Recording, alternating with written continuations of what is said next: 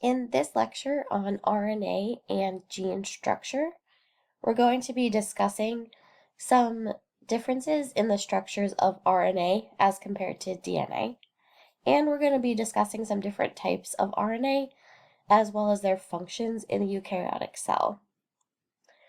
So, RNA is a nucleic acid, just like DNA, and therefore it is made of subunits or monomers called nucleotides, just like DNA. And so you can see these nucleotides forming a chain here on the right. Just like DNA, in a strand of RNA, the backbone of the strand is made up of sugar and phosphate groups from those nucleotides. So you can see a phosphate group here, sugar here, and then a nitrogen base over here. And that phosphate, sugar, and nitrogen base, that's one nucleotide of RNA, or ribonucleotide. And you can see that this phosphate and sugar, phosphate, sugar, phosphate, sugar, phosphate, sugar, make up the backbone of this strand. The sugar that is in ribonucleotides is ribose, and this is different than in DNA. In DNA, the nucleotides have a sugar called deoxyribose. So that's one difference between RNA nucleotides and DNA nucleotides, is this sugar that's part of the sugar phosphate backbone.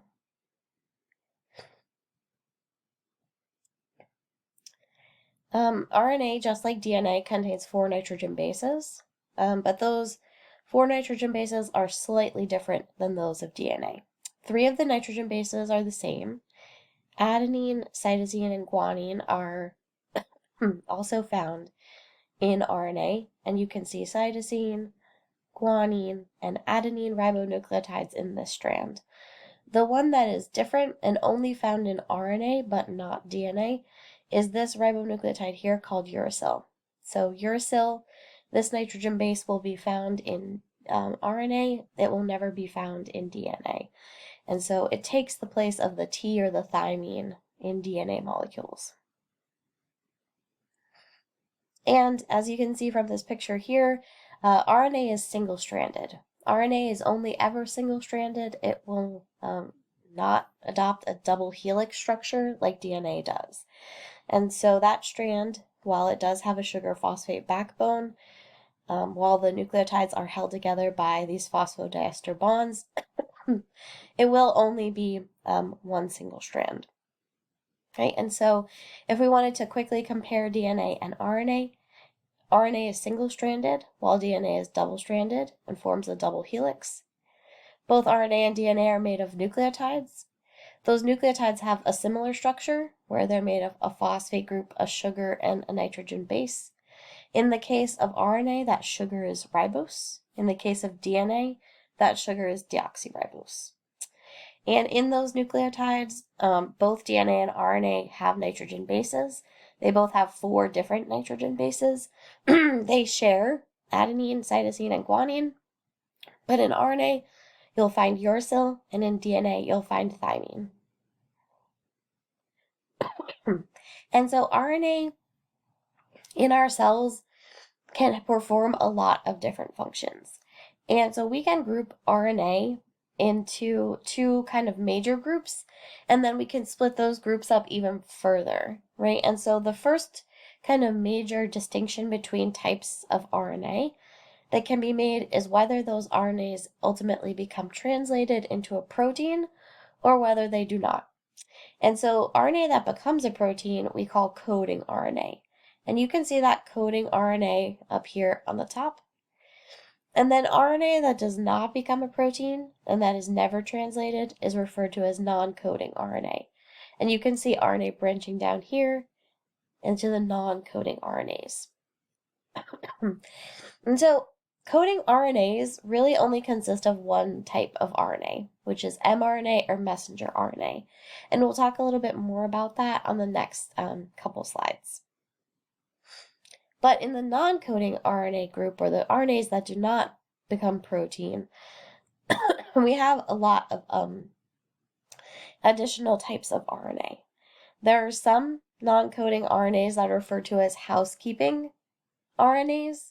They have functions that kind of keep the cell alive and functioning on kind of like a normal basis.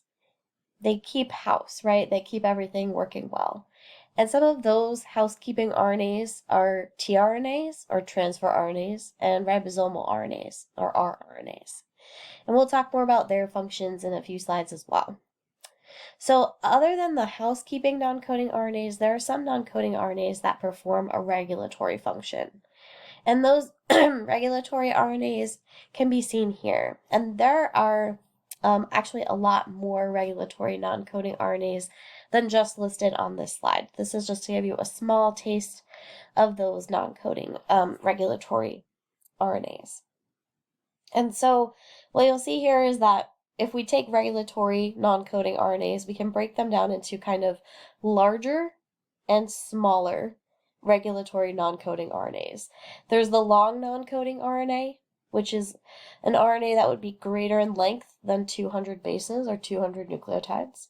And then we have small non-coding RNAs. And in this case, these non-coding RNAs would have a sequence that's less than 200 nucleotides or less than 200 bases long.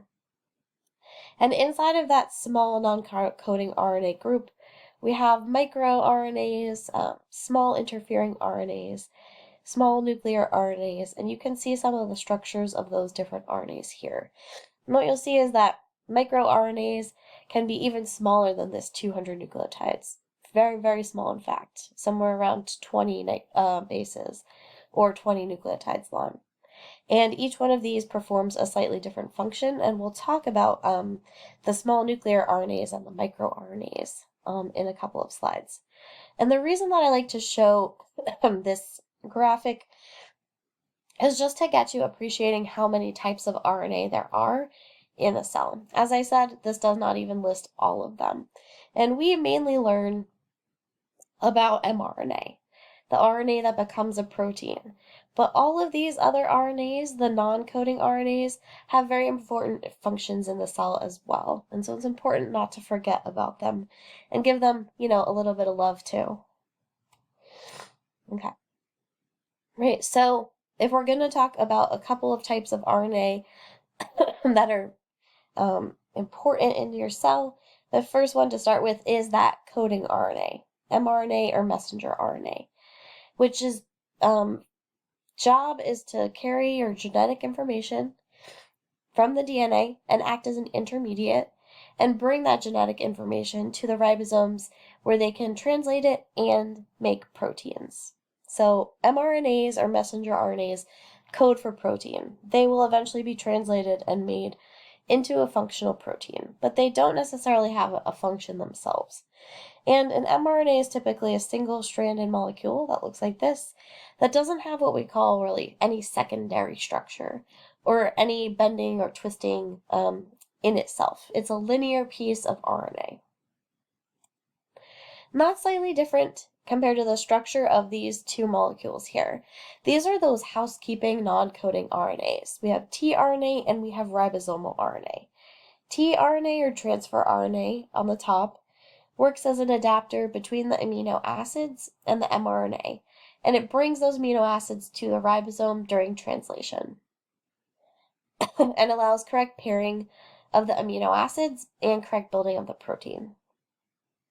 Ribosomal RNA, or rRNA, is what makes up the structural components and the functional components of ribosomes. And so rRNA is what builds a ribosome and then what also allows a ribosome to function to make protein. And you can see the tRNA structure up here and the rRNA structure as well. And compared to mRNA, which is one linear single strand, these guys have what's called a lot of secondary structure. So you can actually see if you start looking at this tRNA at this area here in blue, you can trace that single strand all the way around this T structure and then back up. That was one piece of RNA that was linear, but adopted this secondary structure based on its sequence. And so some of the bases on this side are complementary to the bases over here, and so they formed what's called a stem, or kind of a double-stranded section of RNA. And some of these form what's called a loop. And so you can see this tRNA has a stem, which are straight sections, with these circles or loops structure, stem loop structure. And you can actually then see some of that stem loop structure exacerbated or exaggerated even more in the rRNA. This is one single piece that goes all the way around back to the beginning and adopts some of those stems or straight portions and then loops or circles. Another type of non-coding RNA that we're going to discuss later in the class, and so I want to bring your attention to now, are the small nuclear RNAs, or snRNA. And snRNAs are components of a structure called the spliceosome. And the spliceosome becomes important when we're talking about transcription. They remove the introns from genes after transcription, and so they perform an RNA processing function. And so you can see those snRNAs here in red, making up that spliceosome structure. And we'll talk more about how RNA processing actually works when we get to transcription, but I want to make you aware of these small nuclear RNAs and their function a little bit before that. And the last type of RNA that I'm going to ask you to know for this class is the microRNA or miRNA. So you can see the structure of the miRNAs here. They're single-stranded, right? So they actually start here and then go all the way around in that sort of stem loop structure. They're short, and they're actually cut out of this to make a single-stranded RNA. And their job is to block expression of something that is complementary to them. So if this is your miRNA here, your microRNA in red, its single-stranded structure will bind to a complementary mRNA down here in blue. You can see those binding. And it'll actually be able to either target it for degradation and destruction or stop it from being translated into protein. And you can imagine that if you take an mRNA and you block it you degrade it, you no longer have that mRNA or that message. If you take an mRNA and block it from being translated, you no longer have that message being made into protein. And so miRNAs are regulatory in the way that they turn off expression of certain genes that have been made into mRNA. They find those mRNAs that they want to turn off from becoming protein, and they either degrade them at the mRNA level or stop that expression at the level of translation.